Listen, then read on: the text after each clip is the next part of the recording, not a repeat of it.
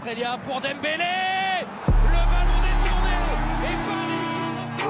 Dembélé calando, Dembélé se lanza, Dembélé quiere el primero, Dembélé. Bueno.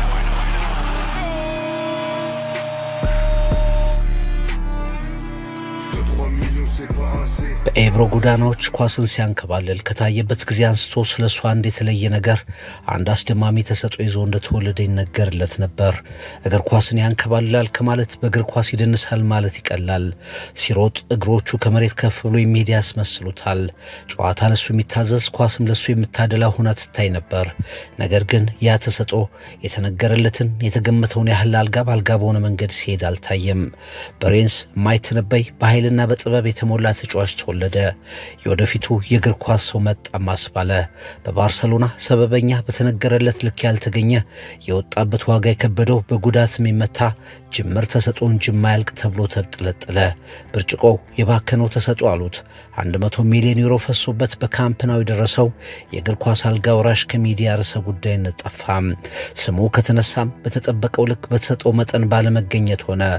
እሱ ግን በራስ መተማመኑን አላቆመም። ከጩኸት ከሚዲያው ተነጥሎ አለሁ ለማለት ይተጋ ነበር። ከዚያ የፒኤስጂ ድል መጣ። የሱ ወደ ፈረንሳይ መመለስ እንደገና የመወለድ ያልሆነ ራሱን ሆነ። የፒኤስጂን ህልም ለማሳካት ቁልፍ ተጫዋች ከመሆኑ በፊት ራሱን ፈልጎ አገኘ። ሉዊስ ኤንሪኬ እንደገና ያሳየው አዲስ ነገር የለም።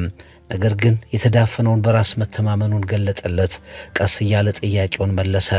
የማይቆም ሲጫወት ለማየት የሚያጓጓው በአንድ ቦታ የማይወሰነው አደገኛ ተጫዋች ተወለደ። ተቃራኒዎች በቀላሉ ለሁለት የማይችሉት አጫዋቱ የማይገመት የማይነበብ የተረጋጋ ብስለት የጨመረ ተጫዋች ውድቀቱን አራግፎ ተነሳ። ከፒኤስጂ ጋር አውሮፓን የወረረው የባለንዶር ሽልማትን ከወዲሁ እሱ አሸንፏል እየተባለ የተመሰከረለት የኦስማን ዴምቤሌ ታሪክ ነው። ትሪቡን የኮከቦች ገጽ።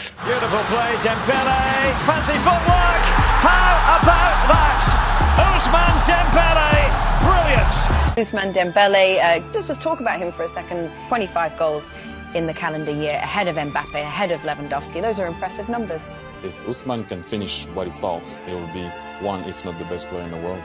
But this year, when you look at what he's been doing since 2025, he's on top and he's on a run to win the treble. Beautiful play, Dembélé, fancy footwork. How about that? Ousmane Dembélé, brilliant. Dembélé, roi de Paris, il écrase la Ligue 1, c'est son pays. Bientôt l'Europe sera à ses pieds. በሰሜን ፈረንሳይ ቬርኖን መጋቢት 15 1997 ተወለደ።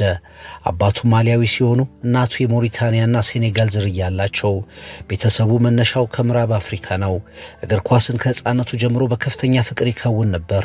በአካባቢው በሚገኙ የመጫወቻ ነፃ ሜዳዎች ላይ የበዛ ጊዜውን ያሳልፋል። ህልሙ እግር ኳስን በላቀ ደረጃ መጫወት ብቻ ነበር። እናቱ ደግሞ የህልሙ ደጋፊ ናቸው። እንደውም ኦስማን ዴምቤሌ በተወለደበት ቦታ ቬርኖን ወደ ሬንስ ሲያቀና እናት የልጃቸውን የኳስ ተጫዋችነት ህልም ለመደገፍ አብረው ወደ ሬንስ ተጓዙ። በኤቭሮ ማድሪድ የደምቤሌ የታዳጊ ተጫዋችነት ጊዜ ጀመረ። እዚያ በትንሹ ኤቭሮ የተመለከቱት የኳስ መልማዮች በ13 ዓመቱ ወደ ሬንስ አካዳሚ እንዲቀላቀል አደረጉት። ብዙ የማይናገር አይናፋር መሆኑ በሬንስ አካዳሚ ህይወት እንዲከብዱ አደረገ። ነገር ግን ሜዳ ላይ የሚያሳየው ነገር ከባህሪው ተቃራኒ ሆነ። አስደናቂ ድሪብለር ነው። በሁለቱም እግሮቹ እንደ ልቡ ይጫወታል። መሬት ሳይረግጥ የሚሮጥ ይመስል ፍጥነቱ አብሮት ለነበሩት ታዳጊዎች የበዛ ሆነ። ያ በሬንስ አካዳሚ የሚታይ ችሎታ በዓለም ትልልቅ ክለቦች ላይ የሚገለጥ አዲስ ተሰጥኦ ተገኘ እንዲባል አስገደደ። ኦስማን ዴምቤሌ አዲስ መጣም። Kvaratskhelia pour Dembélé. Le ballon détourné et par l'équipe. የሬንስ የስፖርት ክለብ ወዲያውኑ ወደ ዋናው ቡድን አሳድጎ እድል ሰጠው። የክለቡ የወቅቱ የስፖርቲንግ ዳይሬክተር ሚካኤል ሲልቬስተር ክርስቲያኖ ሮናልዶን የሚያስታውስ ተጫዋች መጣ አለ። በተለያዩ ጨዋታዎች ላይ በሊግ 1 ጎል የሚያስቆጥር የሚያስጨንቅ ወሳኝ ተጫዋች ታየ። የዴምቤሌን ተሰጥኦ በንቃት ሲከታተሉ ከነበሩ ክለቦች መካከል የጀርመኑ ቦሩሲያ ዶርትመንድ በግንቦት 2016 ዴምቤሌን በ5 ዓመት የኮንትራት ውል አሰረው። ቦሩሲያ በ5 ዓመት ጊዜ ውስጥ የመጀመሪያ ዋንጫውን እንዲያነሳ አደረገ። በዲኤፍቢ ፖካል ፍጻሜ ላይ በዶርትመንድ የተሳካ ዓመትን አሳለፈ። 6 ጎሎችን 13 ጎሉ የሚሆኑ ኳሶችን በሰጠበት የ2016-17 የውድድር ዘመን ዴምቤሌ የሊጉ ክስተት ተጫዋች ተብሎ ተመረጠ። የቡንደስሊጋው የዓመቱ ምርጥ ቡድን ሲሰየምም የኦስማን ዴምቤሌ ስም ነበር። ይህንን ብቃት የሰሙ ታላላቅ ቡድኖች ኦስማን ዴምቤሌን ለመውሰድ አሰፈሰፉ። Dembélé encarando, Dembélé se lanza, Dembélé que es el primero, Dembélé, bueno. ¡Gol! Dembélé, roi de Paris, il écrase la Ligue 1, c'est son pays. Bientôt l'Europe sera à ses pieds. የስፔኑ ባርሰሎና ለእግር ኳስ ተሰጥኦዎች ከተከፈሉ ከፍተኛ ክፍያዎች አንዱ ፈጽሞ በ2017 105 ሚሊዮን ዩሮ እና እየታየ በሚከፈል ተጨማሪ 40 ሚሊዮን ዩሮ ኦስማን ዴምቤሌን የግሉ ማድረጉን ይፋ አደረገ። እሱን ከባርሰሎና ለመውሰድ ወደፊት ለሚፈልግ ክለብ ደግሞ የ40 ሚሊዮን ዩሮ የውል ማፍረሻ መክፈል ግዴታ እንዲሆን አድርጎ ውሉን አሰረ። ባርሰሎና ኔይማርን በ222 ሚሊዮን ዩሮ ለፒኤስጂ ሸጦ ነበርና ዴምቤሌ በተሰጠው ኔይማርን የሚያስረሳ እንዲሆን ታምኖበት ካምፕ ነው ደረሰ። የኔይማር 11 ቁጥር መለያም ተሰጠው።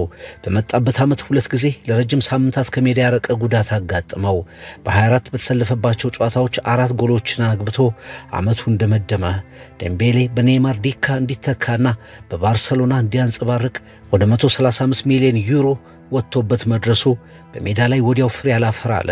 ተደጋጋሚ ጉዳት፣ ከቡድኑ ጋር መላመድ አለመቻል፣ ብቸኝነት፣ ወጥ የሆነ አቋም አለማሳየት ተደጋጋሚ ጉዳቶችን ጨምሮ ተጽዕኖ እንዳይታይ እንቅፋት ሆኖበት አልፎ አልፎ የችሎታው ብልሽታ ቢታይም ያ አብስቶ የተወራለት ተሰጥኦ በተቃራኒው ማሾፊያ ሆነ። በራስ መተማመኑ ያነሰ፣ ፍጥነቱ የከዳው፣ የኳስ ምቾቱ የጠፋው ተሰጥኦ ነበር እንዲያስባለ ደካማ ተጫዋች ባለተሰጥኦውን ዴምቤሌን በካምፕ ነው ተካ። Dembélé encarando, Dembélé se lanza, Dembélé que es el primero, Dembélé, bueno. ¡Gol! ቀስ በቀስ ግን በተለይ በዣቪ ሄርናንዴዝ ይመራ የነበረው ባርሰሎና እና ተጫዋቾቹ በዴምቤሌ ያላቸው እምነት ሲቀየር ታየ። በ2021-22 እንዲሁም በ2022-23 የውድድር ዓመታት ወጥነት ሲጠበቅ የነበረው ችሎታው መታየት ጀመረ። አደገኛ የባርሰሎና የማጥቃት ዕድሎችን ከመስመር አጫወቱ ይፈጥርም ጀመር። ግን ደግሞ በኮንትራት ጉዳዮች በባርሰሎና መለያ ታምኖ በመጫወት በደስተኝነትና በወደፊት የባርሳ ቡድን ግንባታ ላይ በሚኖረው ሚና ሁሌም ያልጠሩ ነገሮች ከእሱ ጋር ተያይዘው መነሳት ቀጠሉ። ባርሰሎና ማድሪድ በፕሪሲዝን ክላሲኮ ሲገናኙ ጎል ባስቆጠረበት ቀን ዴምቤሌን መውሰድ የሚፈልግ ክለብ ካለ ባርሰሎና የውል ማፍረሻውን አስከፍሎ ሊለቀው እንደሚችል ጭምጭምታዎች በተመሳሳይ ቀን ተሰሙ። ባርሰሎና የጠየቀው የ50 ሚሊዮን ዩሮ ክፍያም ለእሱ አይነት ባለተሰጥኦ በጣም ያነሰ መሆኑ አነጋጋሪ ሆነ። የባርሰሎና ውሳኔ ምን ያህል በዴምቤሌ ላይ እምነት እንደሌለ ያሳየ ተደርጎ ተቆጠረ። ከዣቪ ሄርናንዴዝ ጋር ጥሩ ግንኙነት እየመሰረቱ ቢመጡም ክፍተቱን የተመለከተው ፒኤስጂ ዴምቤሌን ከፍ ያለ ደሞዝ በመክፈል ወደ ፓሪስ ለመውሰድ እቅዱን ፍላጎቱን አቀረበ። ባርሰሎና በተጠናቀቀ ሰዓት ዴምቤሌን ላለመልቀቅ በዣቪና በክለቡ ፕሬዝዳንት በኩል የሚችለውን አደረገ። በፋይናንስ አጣብቂኝ ውስጥ የወደቀው የስፔኑ ኃያል ክለብ ከኦስማን ዴምቤሌ ማግኘት የሚገባውን ክፍያ እንኳ ሳያገኝ ወሳኙን ተጫዋች በፒኤስጂ ተነጠቀ። Dembélé, roi de Paris, il écrase la Ligue 1, c'est son pays. Bientôt l'Europe sera à ses pieds. ወደ ፒኤስጂ ሲመጣ እየባከነ ለነበረው ተሰጥኦ ሌላ ማረፊያ ሆኖ ያልፋል። የፈረንሳዩ ክለብ እንጂ የዴምቤሌ መመለስ ላይ ብዙ ተስፋ ያደረጉ አልነበሩም። የባርሰሎና ተደጋጋሚ ጉዳቶቹ፣ ብልጭ ድርግም የሚል የኳስ ክሎቱ፣ ወጥ ያልሆነ አጫዋቱ ከግምት ገብተው ዴምቤሌ ወደ ፒኤስጂ አካሄዱ ብዙ አልተነገርለትም። በ34 ጨዋታዎች በመጀመሪያው ዓመት 1 ጎል 13 የጎል ዕድሎችን መፍጠር ብቻ ነበርና የቻለው ቁጥሮች ግምቶችን ያረጋግጡ ሆኖ ሉዊስ ኤንሪኬ ዴምቤሌን በሂደት ገለጠው። ተከላካዮችን በቀላሉ በማለፍ አሁን የዓለማችን ምርጡ ተጫዋች እሱ ነው። ተመልካቹ የሚቆጥረው የሚያገባቸውን ጎሎች ወይም የሚፈጥራቸውን ዕድሎች ነው። ነገር ግን እሱ በጨዋታው ላይ ወደፊት በሄደ ቁጥር 1 ወይም 2 ተጫዋቾችን ነፃ ያደርግልሃል። እንቅስቃሴው የተጋጣሚን መከላከል ያፈርሳል አለለት። ኦስማን ዴምቤሌ የፒኤስጂ የማጥቃት እንቅስቃሴ ዋናው መልክ ሆነ። ለቡድኑ ተጫዋቾች ሰፊ መጫወቻ ዕድል ቦታ ይፈጥራል። ኳሱን በፈለገው ፍጥነትና አቅጣጫ ወደ ተጋጣሚ ግብ ክልል ያደርሳል። የመጨረሻውን ጎል ባያስቆጥር እንኳ የእንቅስቃሴው እጅግ አደገኛው ክፍል በእሱ ተግባር ይሸፈናል። በፒኤስጂ የጎል ሙከራዎች፣ ጎል ማስቆጠር፣ የሚጠበቁ ጎሎች ላይ ሁሉ ተሳትፎ በአስደንጋጭ ሁኔታ ዴምቤሌን ያካትታል። የትኛውን እግሩን እንደሚጠቀም እንኳ ተከላካዮች በቀላሉ መገመት አይችሉም። መቼ አደገኛውን ውሳኔ እንደሚወስን ተከላካዮች አይረዱም። ራሳቸውን መጠየቅ ሲጀምሩ ደግሞ ዴምቤሌ አምልጧቸዋል። Beautiful play, Dembélé, fancy footwork, how about that?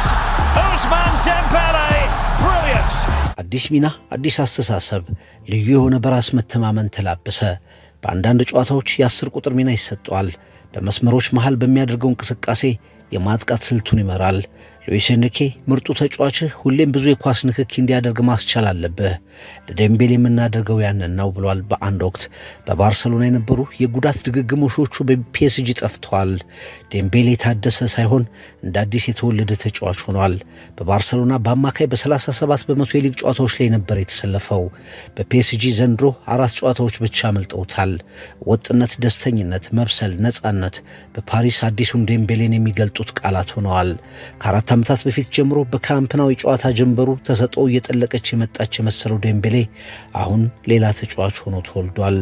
ከቤተሰቡ ጋር እንደገና በቅርብ ርቀት የመገኘቱ ነገር፣ በስፔን ያጋጥመው የነበረው ብቸኝነት በፓሪስ አለመኖሩ፣ ኤንሪኬ የገነባው ቤተሰባዊ ቡድን፣ የፒኤስጂ ደጋፊዎች፣ አጠቃላይ ፈረንሳውያን እየሰጡት ያለው ድጋፍ ዴምቤሌን ወደ ራስ መተማመኑ መልሶታል።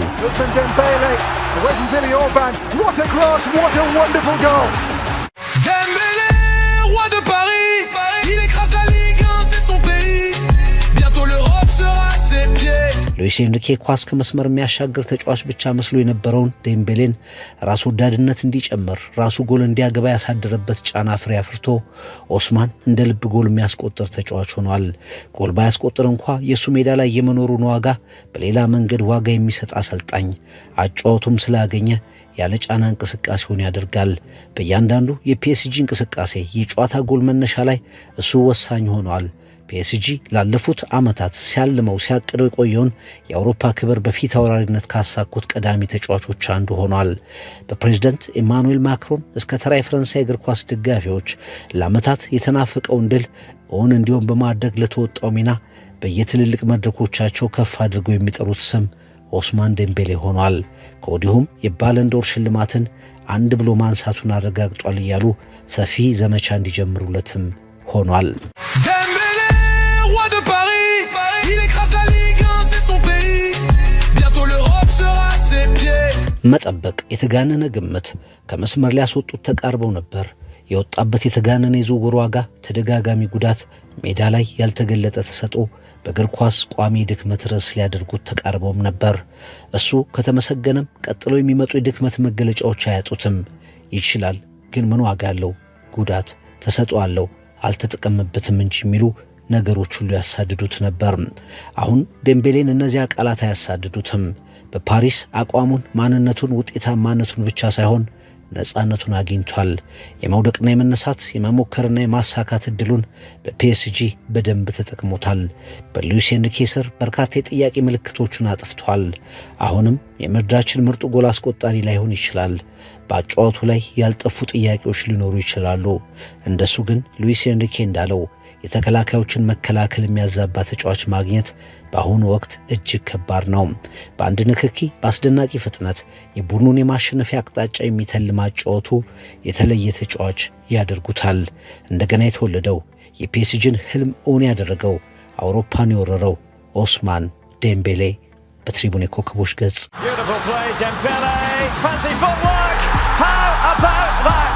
Ousmane Dembélé, brilliant. If Ousmane can finish what he starts, he will be one, if not the best player in the world.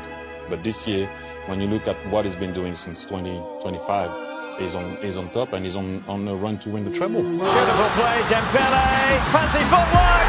How about that?